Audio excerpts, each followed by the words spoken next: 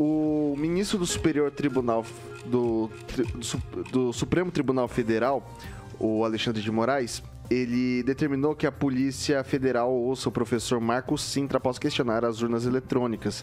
Vice-presidente da Fundação Getúlio Vargas, Cintra teve sua conta no Twitter retirada nesse domingo, dia 6, após uma série de questionamentos sobre o processo eleitoral. O ministro proibiu o professor de publicar, promover, replicar e compartilhar ataques e notícias falsas sobre o processo eleitoral brasileiro sob pena de multa diária de 20 mil em caso de não cumprimento dessas determinações. O Cintra foi candidato a vice-presidente na chapa de Soraya Tronic na disputa presidencial nas eleições desse ano, tá? Junto a isso, eu trago uma outra notícia aqui. Quem tinha essa? Acabou de sair aqui, tá? O ex-vereador do Rio de Janeiro, Gabriel Monteiro, teve sua prisão preventiva decretada, tá? A Justiça do Rio de Janeiro decretou nesta segunda-feira a prisão preventiva de Gabriel Monteiro. A informação foi confirmada pelo Tribunal de Justiça do Rio de Janeiro. O ex-vereador do Rio teve seu mandato cassado em agosto desse ano. O processo corre em segredo de justiça e não há mais detalhes sobre essa prisão. Começa com o Luiz Neto. 1 minuto. São questões que precisam ser, de fato, verificadas, né, Vitor? A questão do ministro Alexandre de Moraes, o senhor Marcos Cintra não teve direito ao contraditório, não teve direito de dar explicações da forma devida, como todo cidadão, no devido processo legal. Foi tomada uma decisão e essa decisão foi uma determinação imposta pelo ministro Alexandre de Moraes, que o próprio STF determinou que deveria legislar sobre isso, Calazans. Quem legisla sobre o Brasil, até hoje, na nossa Constituição, era o Poder Legislativo. Hoje, quem faz essa determinação, quem muda determinações na lei, é o Poder Judiciário, através aí do seu colegiado, que determinou que o STF agora julgará essas questões relacionadas a fake news. Então, é algo que de fato chama atenção. E o que é fake news? O que é fake news? A gente tem que sempre questionar isso. Okay. Fake news pode ser uma opinião, pode ser um fato. O que é fake news? Vamos contrapor. E a questão do Gabriel Monteiro, a gente tem que ver de fato a investigação, a questão das provas. Se há algo que pese contra ele em relação a isso, a justiça está fazendo o seu papel. Ok, Celestino.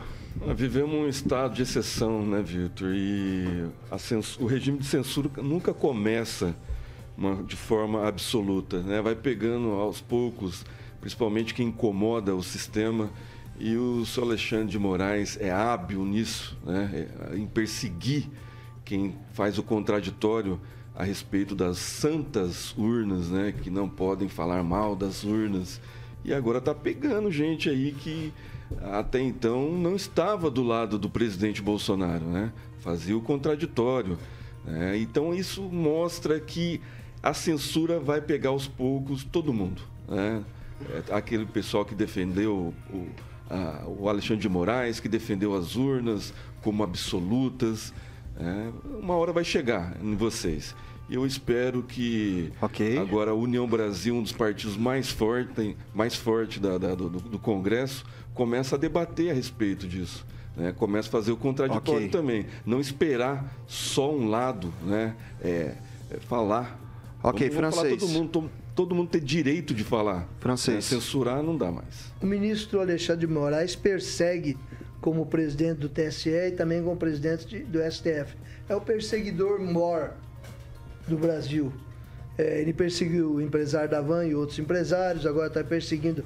Agora eu acho aí que com esse Marcos Cintra ele vai arrumar uma dificuldade aí, porque o homem tem moral, tem uma certa estatura e não vai ficar de graça, não. Inclusive, já foi liberado o filme do atentado contra o Bolsonaro, que ele foi previamente censurado, não pôde ser lançado durante a época eleitoral e me parece que deixaram para lançar só no dia 7. Então, e o Alexandre de Moraes prossegue aí nas suas perseguições e cada vez que ele apresenta um fato novo, o pessoal fala, agora vamos pegar ele. Agora vai dar rolo. E ele persiste em ser perseguidor e ninguém consegue segurá-lo. Vamos ver até onde isso vai. Rogério Calazans, 1 minuto. Acho que está mais do que evidente que a questão do Alexandre de Moraes, essa postura de perseguir as pessoas, né, de fazer essa censura absurda, ela não é política. não é eleitoral, não é relacionada ao processo eleitoral em si, a questão do Bolsonaro. Ela é mais profunda, ela é ideológica, é controle mental mesmo. O Luiz Neto falava que o que é fake news, eu acho que tem uma questão pior ainda, Luiz Neto, que é o seguinte, o conceito do que é desinformação. Porque no conceito do que é desinformação está sim opinião. Eu tenho uma opinião a respeito de alguma coisa e ele considera desinformação. É o conjunto de valores, é a visão de mundo dele. Então isso é controle de opinião. Controle prévio de opinião se chama censura. Liberdade de opinião não é absoluta, mas quem abusa é punido depois, nunca previamente. Professor Itamar? Data vênia, magnânimo Vitor, mas o enunciado está errado. Não sei se você copiou ou se você produziu. Porque você está atribuindo aí, o enunciado está atribuindo aí ao Marco Sintra propagação de fake news. Isso não existe. Marco Sintra, inclusive, é um cara de esquerda, conheço ele, inclusive assisti palestra dele. É um cara, digamos, não concordo com o pensamento econômico dele, mas é um cara gabaritado pela Universidade de Harvard. É um cara acima de qualquer suspeita. Ele não é um militante. Jamais foi um militante de direita. E ser apresentado como ele um propagador de fake news, não, o enunciado está errado. Aí fica difícil de ter uma opinião a respeito desse enunciado. Isso ele não é. Eu só vou ler aqui de novo para o professor Itamar, porque isso aqui é justamente o que eu escrevi, eu reafirmo por aqui. O ministro, e eu peço atenção daí, né? O ministro do Supremo Tribunal Federal, Alexandre de Moraes, determinou que a Polícia Federal ouça o professor Marco Sintra após o Alexandre de Moraes, após o Marco Sintra questionar as urnas eletrônicas. Vice-presidente da Fundação Getúlio Vargas, Sintra teve sua conta no Twitter retirada nesse domingo, após uma série de questionamentos sobre o processo eleitoral. Ponto. O ministro proibiu o professor de publicar, promover, replicar e compartilhar ataques e notícias falsas sobre o processo eleitoral brasileiro, sob pena diária de 20 mil em caso de circulação de notícias desse tipo e em caso que não cumpra essa determinação. Então, não sou eu que estou falando. Quem está falando isso é o Alexandre de Moraes. Quem entra no mérito disso ou não são vocês. Eu só estou trazendo o que trouxe o Alexandre de Moraes. Eu estou com o tempo apertado, Luiz, eu vou passar pro Edivaldo Magro fazer. Eu tenho muita coisa para dizer sobre isso, porque eu trabalho muito com o entendimento de fake news, desinformação. É um debate que começou a se tornar muito mais intenso a partir de 2016, mas é um fenômeno antigo. Antes, não sei se lembra, que eram os jornaizinhos apócrifos, os panfletos. Hoje eu gostava muito, né? Hoje a pessoa alcançou um refinamento, né, até estético de informação.